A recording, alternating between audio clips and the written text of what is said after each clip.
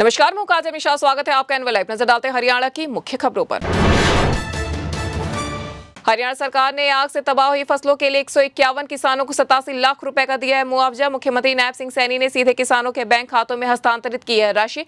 प्रभावित किसानों को अगली फसल की बुआई के लिए खाद और बीज भी दिए जाएंगे मुफ्त। 17 जिलों के 324 एकड़ क्षेत्र में जली फसलों के लिए है यह मुआवजा। पंजाब हरियाणा के बीच उपजे जल विवाद पर सीएम भगवंत मान ने अख्तियार कर रखा है सख्त रुख। सीएम मान का स्टैंड है क्लियर कि वह पंजाब के हितों का नहीं होने देंगे हनन। पंजाब के पानी को हरियाणा को ही नहीं बल्कि किसी अन्य राज्य को भी नहीं देंगे देने। सियासी माहिरों की माने तो सीएम मान ने पानी की पीठ पर लगाया है सियासी सिक्सर।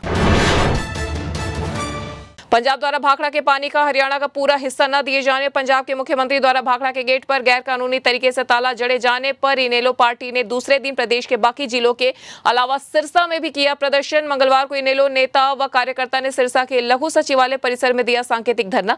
इनेलो के जिलाध्यक्ष जसबीर सिंह जस्सा ने कहा कि राजनीतिक पार्टियां हमें आपस में लड़ाने का कर रही हैं काम।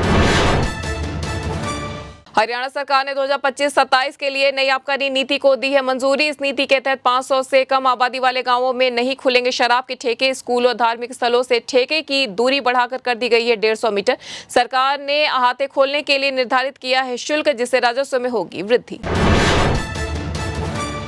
जिंद में एसपी कुलदीप सिंह ने 3 पुलिस कर्मचारियों को सस्पेंड और 1 एसपीओ को किया है टर्मिनेट। एसपी ने सेफ हाउस का किया था निरीक्षण। इस दौरान 4 पुलिस कर्मचारी की थी ड्यूटी, लेकिन चारों कर्मचारी मौके से पाए गए गैर हाजिर।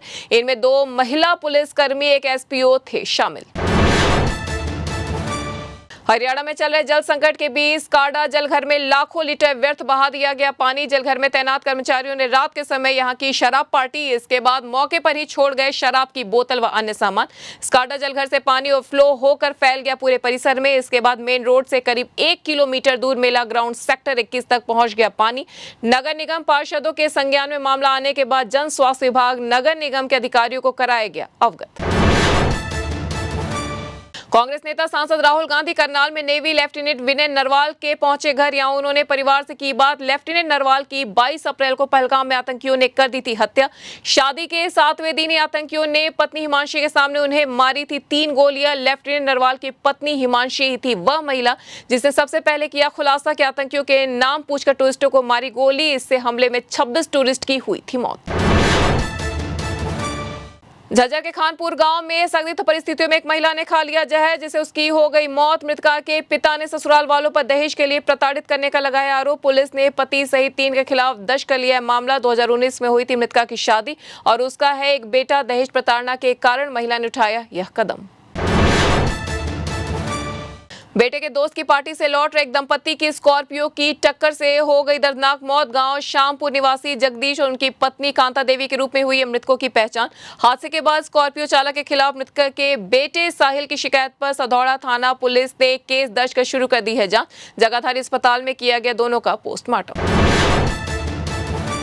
हिसार में वर्षा से तापमान में आई है गिरावट, जिससे ठंडा हो गया है मौसम विभाग के अनुसार अगले सप्ताह तक वर्षा की है संभावना, जिससे अधिकतम और न्यूनतम तापमान में हो सकती है गिरावट। गर्मी से राहत मिलने से खुश हैं लोग और बिजली की भी कम हो गई है मांग। तो ये थी हरियाणा की अब तक की मुख्य खबरें। ऐसी तमाम खबरों से जुड़े रहने के लिए देखते रहिए एनएल लाइव।